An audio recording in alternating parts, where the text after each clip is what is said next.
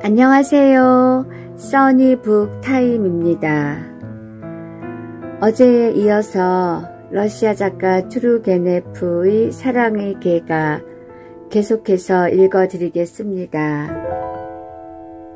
이튿날 무츠이는 아침부터 어디로 갔는지 보이지 않았다. 발레리아는 이웃 수도원에 다녀오겠다고 남편에게 말했다. 그 수도원에는 그녀의 교부이자 예전부터 그녀가 무한히 존경하고 있는 엄한 늙은 사제가 살고 있었다. 아니, 왜 갑자기 수도원에 가겠다는 거요? 남편의 질문에 그녀는 모든 것을 교부에게 고백하고 요즘 이상한 일들 때문에 고통을 받고 있는 마음이 무거운 짐을 털어놓고 싶기 때문이라고 말했다. 파비이는 아내의 수척한 얼굴과 목맨 소리를 듣고는 쾌히 아내의 의견에 따라주었다.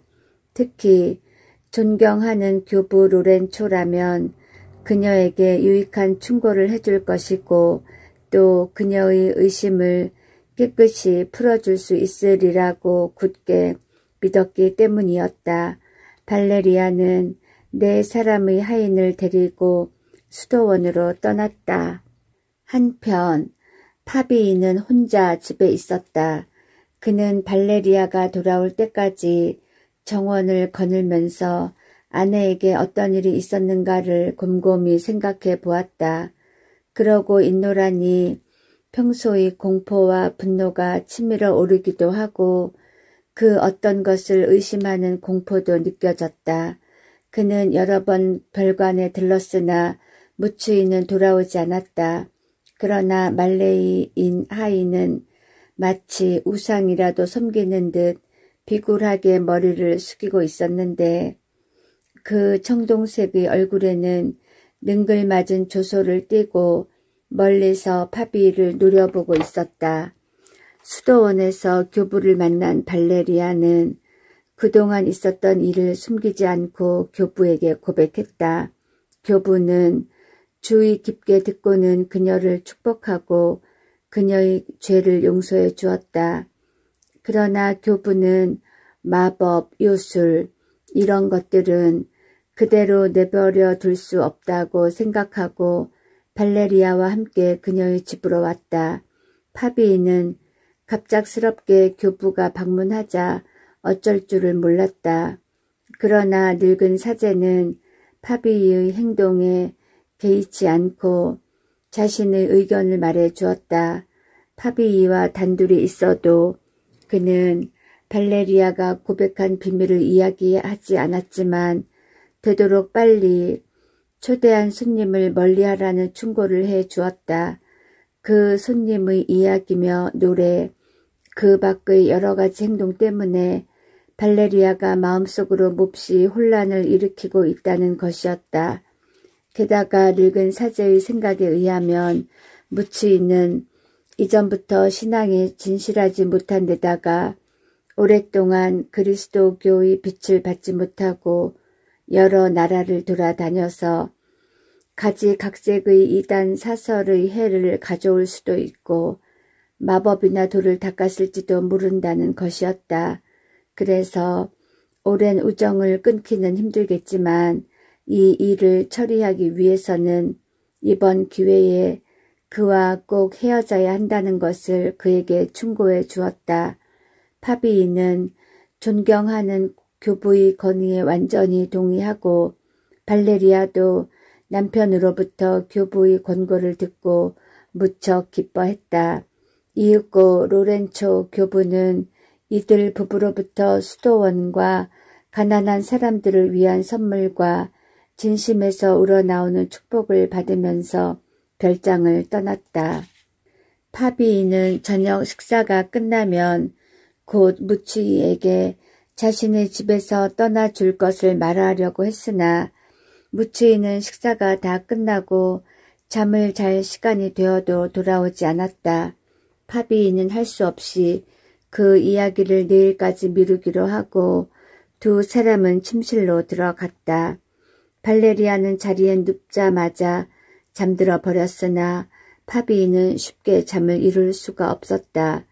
지금까지의 일들이 생생하게 머리에 떠올랐기 때문이다. 그는 아직까지 대답을 얻을 수 없었던 여러 가지 문제를 다시 자신에게 물어보고 있었다. 무추이는 정말 마법사가 된 것일까? 그가 벌써 발레리아를 해친 것은 아닐까? 그녀는 앓고 있다. 그런데 어떤 병일까?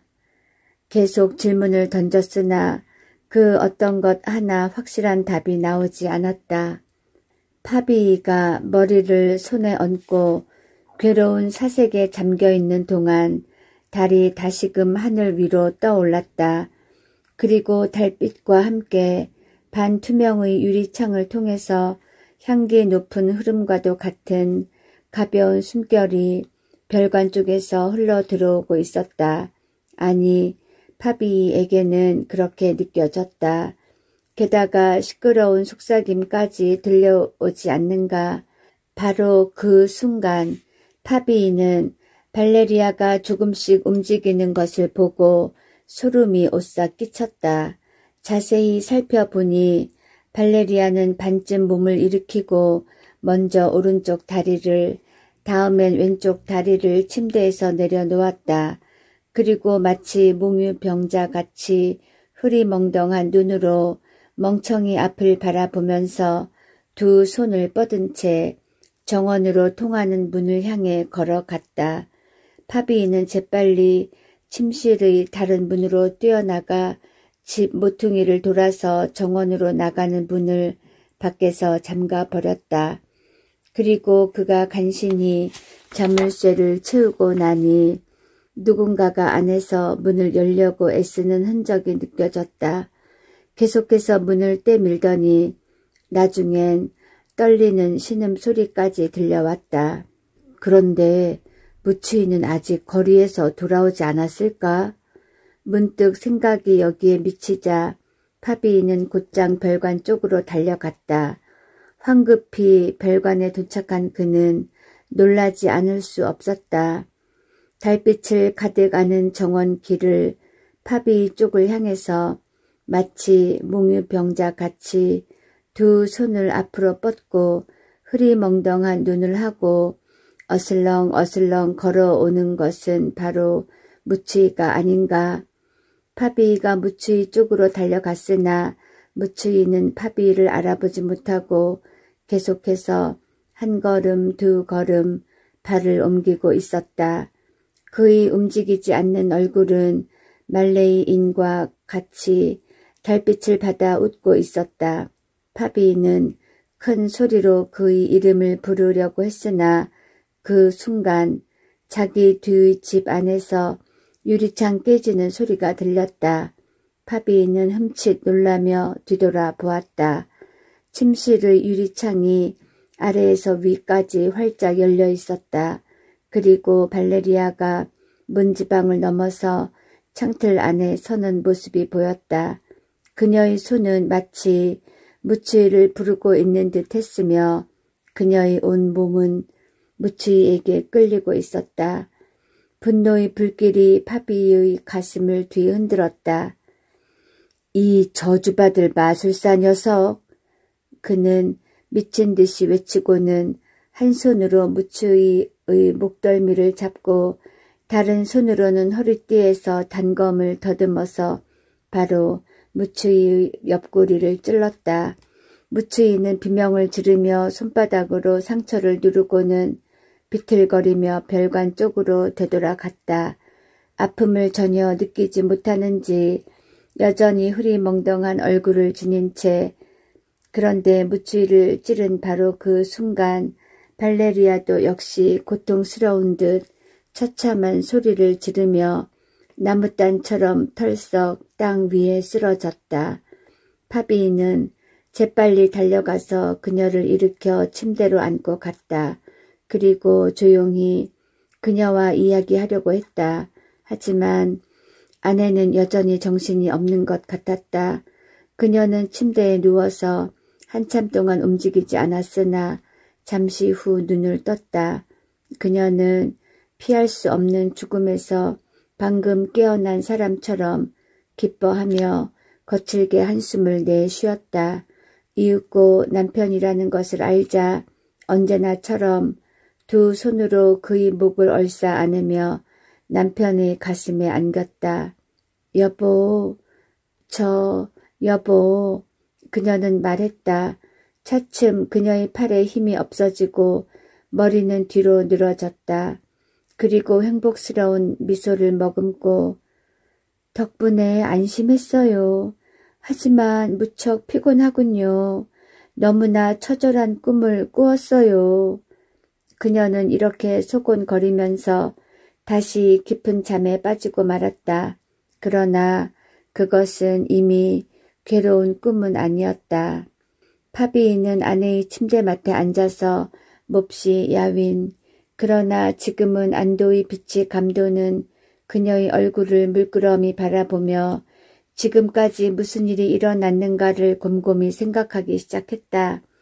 그뿐만 아니라 앞으로 무추이를 어떻게 처치해야 할 것인가, 그리고 무엇을 해야 할 것인가, 만일 무추이를 죽였다면 칼날이 얼마나 깊이 들어갔는가를 생각하면 그것은 의심할 여지가 없었다. 만일 자신이 무추이를 죽였다면 도저히 숨길 수 없는 일이다. 이 일은 공후와 재판관에게 신고하지 않으면 안 된다. 그렇지만 이 일을 어떻게 설명할 것인가? 이 괴이한 사건을 어떻게 이야기할 것인가? 파비가 자기 집에서 친척이자 둘도 없는 친구를 죽였다. 무엇 때문에 어떤 동기에서 하고 재판관은 신문하리라.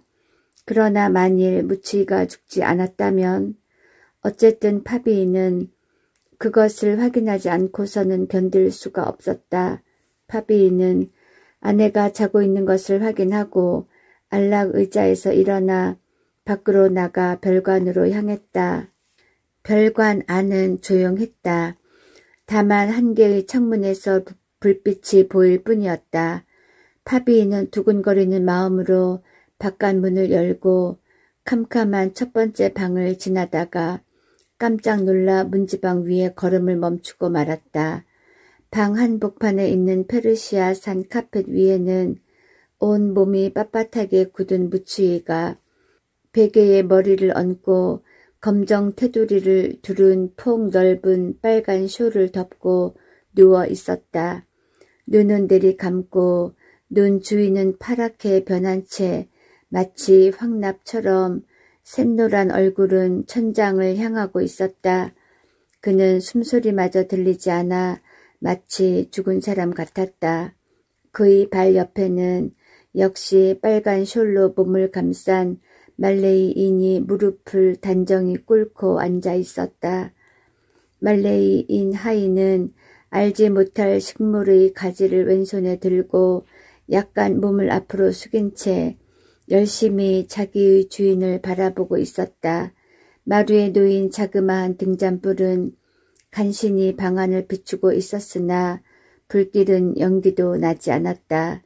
말레이인은 파비가 들어가자 별로 움직이는 기색도 없이 흘끗 쳐다보았을 뿐 다시 무추이에게로 시선을 돌렸다. 너무나 무표정한 그의 모습에 파비는 온몸에 소름이 끼쳤다. 그는 이따금씩 가지를 흔들면서 올렸다 내렸다 했다. 굳게 담은 그의 입술이 조금씩 열리면서 마치 소리 없는 이야기를 중얼거리듯 실룩거렸다.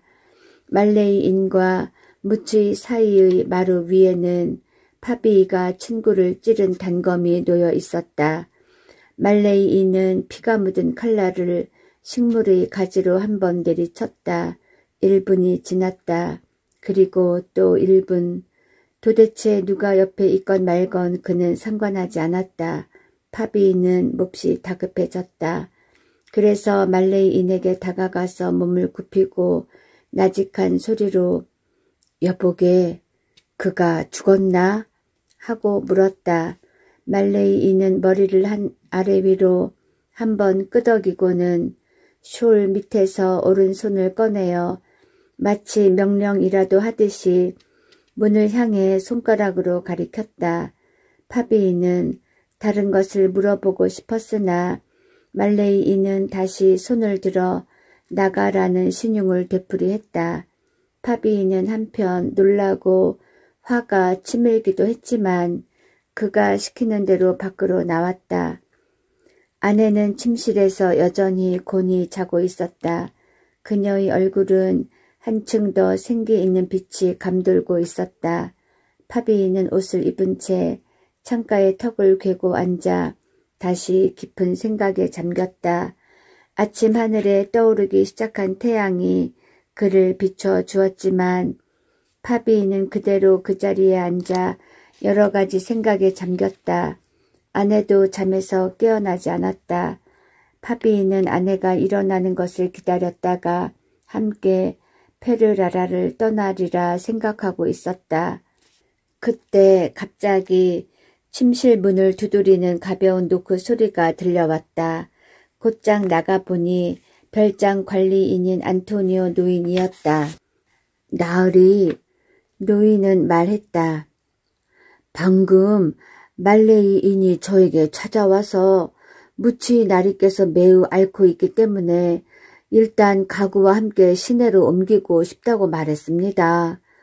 그래서 짐을 나르기 위해 인부를 보내달라는 것입니다. 그리고 정오에는 짐을 실을 말과 사람이 탈 말, 그리고 몇 사람의 안내인을 보내달라고 하는데 어떡할까요? 말레이인이 그런 말을 하던가? 파비이는 고개를 갸웃거리며 하인에게 물었다. 그는 벙어리인데. 나리, 이 종이를 보십시오. 그것은 이탈리아어로 씌어 있는데 하나도 틀린 데가 없습니다. 자넨 지금 무치가 앓는다고 말했지? 네, 대단하신 모양입니다. 그래서 면회도 할 수 없다더군요. 그럼 의사를 데리러 보냈나? 아니요, 말레이인이 안 된다고 말했습니다. 그래, 이것이 말레이인이 쓴 건가? 파비이는 노인이 가지고 온 종이를 받아주며 물었다. 네, 그렇습니다. 파비이는 종이와 하늘을 번갈아 보며 한동안 말이 없었다. 그럼 도와주도록 하게. 마침내 그는 이렇게 말했다. 그러자 하인은 물러갔다. 파비이는 이상한 눈길로 노인의 뒷모습을 한참 동안 바라보았다. 그럼 죽지 않았구나. 그는 이렇게 생각하고 이런 경우에 기뻐해야 좋을지 슬퍼해야 좋을지 도무지 갈피를 잡을 수 없었다. 바로 몇 시간 전만 해도 분명히 무치이가 죽었다고 하지 않았던가. 파비이는 아내에게로 돌아왔다. 그녀는 눈을 뜨고 머리를 들었다. 두 사람은 의미심장한 눈초리로 서로를 한참 동안 바라보았다. 그분은 안 계신가요? 발레리아는 한참을 기다린 듯 물었다. 이 말에 파비이는 몸을 부르르 떨었다. 여보, 그분은 떠나셨나요? 그녀는 남편에게 재촉해서 되물었다. 파비이는 눈을 지그시 감으면서 대답했다. 아니, 아직 있어. 그러나 오늘 떠날 거요. 저는 앞으로 영원히 그분을 만나지 못할 테죠.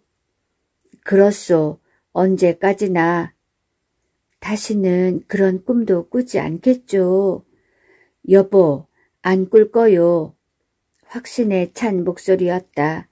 발레리아는 깊은 한숨을 몰아쉬었다. 행복스러운 미소가 다시 그녀의 입가에 떠올랐다. 그녀는 남편에게 두 손을 내밀었다.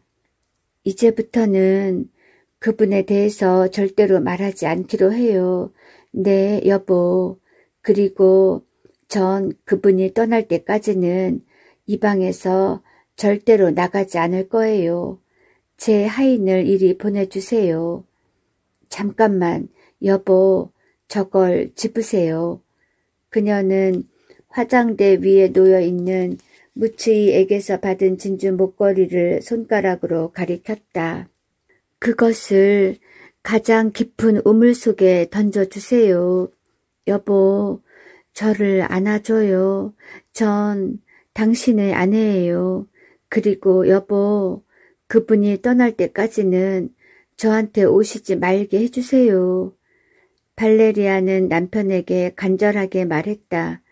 파비는 목걸이를 들고 그에게는 진주가 투명해 보이지 않았다. 아내의 명령대로 실행했다. 그는 멀리서 별관 쪽을 바라보며 정원을 산책했다. 그곳에서는 벌써 짐을 꾸리고 있었다. 짐을 나르는 하인도 있고 마차에 말을 연결하는 사람도 있었다. 그러나 그들 속에서 말레이인의 모습은 찾아볼 수 없었다. 파비는 한 번 더 별관 안을 살펴보고 싶어졌다. 그는 문득 정자 뒤에 비밀문이 있다는 것을 떠올리고 그 문을 거치면 오늘 아침 무추이가 누워있던 방으로 갈 수 있으리라 생각했다. 파비는 문으로 걸어갔다. 다행히 문은 굳게 잠겨있지 않았다. 파비는 묵직한 커튼을 열어 젖히고 겁에 질린 시선으로 정면을 바라보았다. 무추이는 이미 카펫 위에 누워있지 않았다. 그는 값비싼 옷을 입고 안락 의자에 앉아 있었다. 그러나 파비가 처음 보았을 때와 같이 무추이는 마치 송장이나 다름없었다. 얼굴에는 핏기가 없었고 돌처럼 무거운 머리를 안락 의자 뒤로 늘어뜨리고 손바닥을 위로 향해 뻗은 누르스름한 두 손은 무릎 위에서 움직이지 않았다. 가슴도 웅크린 채 움직이지 않았다. 안락의자 주위로 마른 풀이 흩어져 있는 마루 위에는 액체가 든 몇 개의 납작한 잔이 놓여 있었다. 그 안에서는 숨이 막힐 듯한 독한 냄새가 풍겨 나오고 있었다. 모든 잔마다 그 주위에는 자그마한 구릿빛 뱀이 때때로 금빛 눈을 반짝이면서 둘둘 말려 있었다. 그리고 무추이 바로 앞에는 두세 걸음가량 간격을 두고 말레이인의 길다란 모습이 우뚝 서 있었다. 그는 알록달록한 두루마기에 뱀 꼬리로 허리띠를 묶고 머리에는 뿌리 돋친 모양의 높다란 모자를 쓰고 있었다. 정중히 꿇어 엎드려 기도를 드리는가 하면 다시 온몸을 꼿꼿이 발꿈치로 서기도 하고 혹은 알맞게 손을 벌리고 열심히 무추이를 향해서 움직이기도 했다. 그리고는 위협하는지 아니면 명령을 하는지 눈썹을 잔뜩 찌푸리고 발을 동동 구르기도 했다. 그 모습은 흡사 자신이 하려는 일이 원하는 대로 안 되어서 신경질을 낼 때와 비슷했다. 이와 같은 모든 동작은 대단한 노력과 고통이 필요한 것 같았다. 말레이인의 호흡은 거칠어지고 그의 얼굴에선 땀이 비 오듯 흘러내렸다. 벼랑간 그는 장승처럼 얼어붙더니 가슴 가득히 공기를 들이마시고 이맛살을 찌푸리며 힘있게 움켜잡은 손을 천천히 자기 쪽으로 끌어당겼다. 이때 파비는 깜짝 놀라고 말았다. 무추이의 머리가 천천히 안락의자의 등을 떠나 말레이인의 손이 움직이는 대로 끌려오지 않는가. 말레이인이 손을 놓자 무추이의 머리가 덜컥 뒤로 낮아빠졌다. 말레이인이 다시 운동을 반복하자 그의 머리도 그를 따라 운동하는 것이었다. 그러는 사이에 잔 속의 검정 액체는 끓어올랐으며 잔 그 자체도 가냘픈 소리를 내며 울리기 시작했다. 그리고 구릿빛 뱀들은 잔 주위에서 몹시 꿈틀거렸다. 너무나 끔찍한 장면이었다. 그때 말레이인은 한 걸음 앞으로 나서서 눈썹을 치켜들고 눈을 크게 부릅뜨고는 무추이의 머리를 흔들었다. 그러자 죽은 사람의 눈가죽이 바르르 떨리면서 서서히 열려지고 그 밑에서 납처럼 흐릿한 눈동자가 나타났다. 말레이인의 얼굴은 마치 개선 장군처럼 능글맞은 웃음으로 빛났다. 그는 입을 크게 벌리고 긴 신음소리를 간신히 목구멍 속에서 끊어버렸다. 무추이의 입술도 같이 열려졌다. 그리고 짐승 같은 말레이인의 외침에 따라 그의 입술에서는 희미한 신음소리가 새어나왔다. 파비는 더 이상 그러한 광경을 지켜보고 있을 수가 없었다. 그 어떤 악마의 저주 속에 휩쓸려 든 듯한 느낌을 받았다. 그래서 같이 고함을 지르고 뒤도 돌아보지 않고 성호를 그으면서 쏜살같이 집으로 도망쳐 왔다. 약 3시간 후 안토니오가 찾아와서 모든 준비가 끝났고 짐도 정리되어 무추이가 떠날 준비를 하고 있다고 알려주었다. 파비는 노인에게 아무 말도 하지 않고 테라스로 나왔다. 짐을 실은 몇 필의 말이 별관 앞에 모여 있었고 바로 현관 옆에 건장한 검정말이 2 사람을 태울 만한 넓은 안장을 얹은 채 서 있었고 거기에는 머리에 아무것도 쓰지 않은 몇 명의 하인들과 무장을 한 안내인이 서 있었다. 마침내 별관의 문이 열리고 평복으로 갈아입은 무치이가 말레이인의 부축을 받으며 천천히 걸어 나왔다.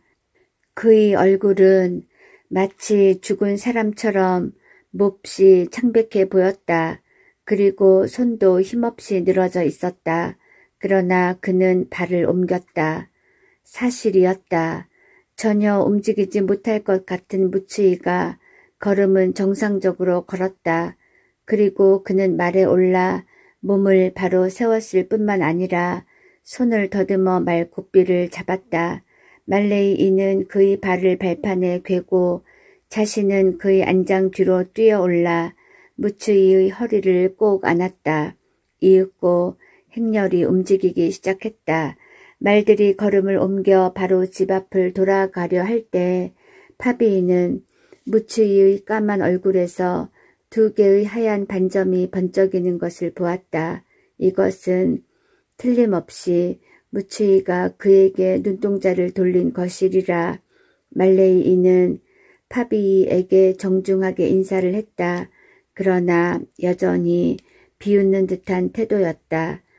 발레리아도 이 광경을 보았는지 그녀의 방문은 굳게 닫혀 있었다. 그러나 창문 뒤에 서 있었는지도 모른다. 점심때 그녀가 식당으로 왔다. 몹시 안정되고 명랑해 보였다. 발레리아는 아직도 자신이 피곤하다고 불평을 늘어놓았지만 그녀에게서는 어제까지 있었던 불안의 그림자를 찾아볼 수 없었다. 얼마 전부터 무추이가 온 뒤로부터 줄곧 느끼던 놀라움과 공포심도 없었다. 무추이가 떠난 다음 날 파비는 다시 그녀의 초상화를 그리기 시작했다. 그녀의 모습에서 다시 예전의 그 순결한 표정을 찾을 수 있었던 것이다. 한동안 그 모습을 잃어버려서 얼마나 괴로워했던가. 그런데 지금은 붓도 저절로 캔버스를 따라 가볍고 자연스럽게 달리는 것이었다. 2 사람은 다시 예전의 생활로 되돌아왔다. 무추이는 그들에게 있어서 이 세상에서 사라지고 말았다. 파비유와 발레리아도 무추이에 대해서는 아무것도 생각하지 않기로 굳게 약속했다. 그리고 그의 장래의 운명에 대해서도 결코 묻지 않기로 약속했다. 또한 무추이의 운명은 다른 모든 사람들에게도 비밀로 남아 있었다. 무추이는 땅 속으로 들어간 듯이 없어지고 만 것이다. 그러던 어느 날 파비는 그날 밤에 일어났던 사건을 발레리아에게 이야기해야 되겠다고 느꼈다. 그때 그녀도 남편의 뜻을 알아서인지 숨을 죽이고 마치 충격적인 이야기를 기다리는 듯이 눈을 가늘게 뜨는 것이었다. 그런 모습을 본 파비는 몹시 가슴이 아팠다. 그래서 그녀의 심정을 이해하고는 결국 이야기하려 했던 충격적인 얘기를 못하고 말았다. 아름다운 가을밤, 파비는 성 체칠리아의 초상화를 완성했고 발레리아는 오르간 앞에 앉아 있었다. 그녀의 손가락이 건반 위로 미끄러졌다. 그런데 문득 자기도 모르게 손 밑에서 언젠가 무치가 들려주던 그 사랑의 개가가 울려 퍼졌다. 그리고 그 순간 그녀는 결혼 후 처음으로 새롭게 눈을 뜨기 시작한 생명의 고동을 마음속으로 간절히 느꼈다. 그녀는 진저리를 치며 손을 멈추었다. 내가 왜 이럴까? 아니, 그렇다면 여기에서 옛 기록은 끝나고 있다. 투르게네프의 사랑의 개가였습니다. 오늘 하루도 잘 지내셨지요? 구독자님들 편안한 밤, 좋은 밤 되시기를 바랍니다. 감사합니다.